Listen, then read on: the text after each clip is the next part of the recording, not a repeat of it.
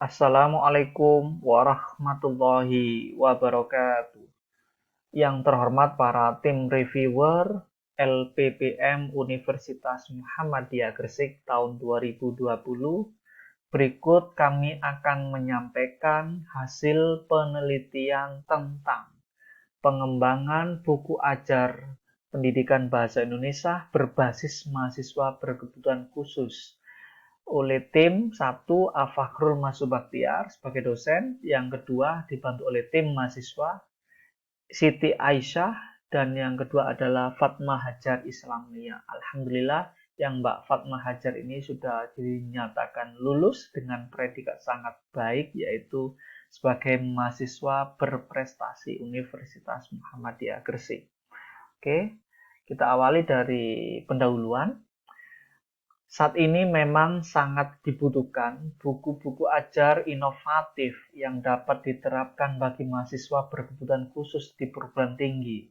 Sejalan dengan itu, maka pengembangan buku ajar bahasa dan sastra Indonesia harusnya sesuai dengan karakteristik mahasiswa berkebutuhan khusus atau MBK.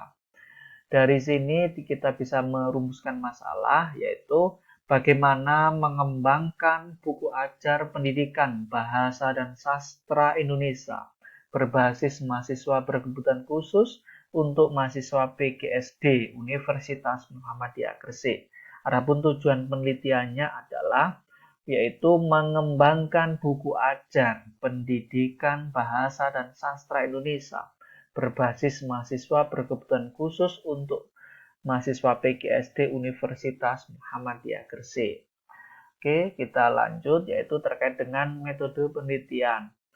Metode penelitian di sini kita fokuskan pada teori yang dikembangkan oleh Tyagarajan dan Semel tahun 1974 yang dikenal dengan 4D, di mana 4D ini kita proses, kita penyesuaian, ada 3 yang akan kita lakukan, yaitu define, design, dan develop, di mana masing-masing tahapan tergambar sebagai berikut, yaitu kita awali dengan RPS berbasis MPK, bahan ajar yang dipakai, kemudian akan didapatkan buku ajar bahasa dan sastra Indonesia berbasis MPK.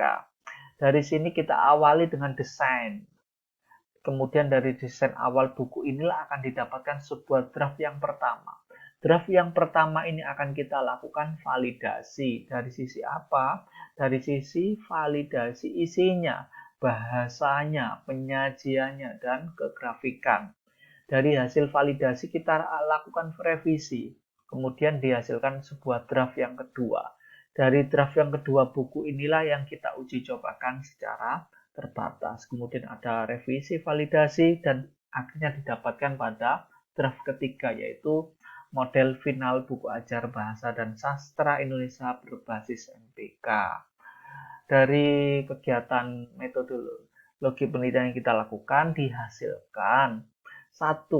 Proses pengembangan buku ajar bahasa dan sastra Indonesia telah melalui 3 proses tahapan yang sesuai dengan model pengembangan 4D, di mana pengembangan buku ajar pada tahapan pendefinisian meliputi identifikasi dan pengelompokan kebutuhan MPK, menganalisis komponen kompetensi kurikulum, pendataan bahan ajar. Terus yang berikutnya yaitu pengembangan buku ajar pada tahap perencanaan meliputi apa? 1. Desain awal buku sehingga menjadi draft yang pertama. Kemudian draft pertama kita validasi. Dan yang berikutnya adalah pengembangan buku ajar pada tahap pengembangan. Yaitu apa yang dilakukan revisi draft 1 sehingga dihasilkan draft kedua.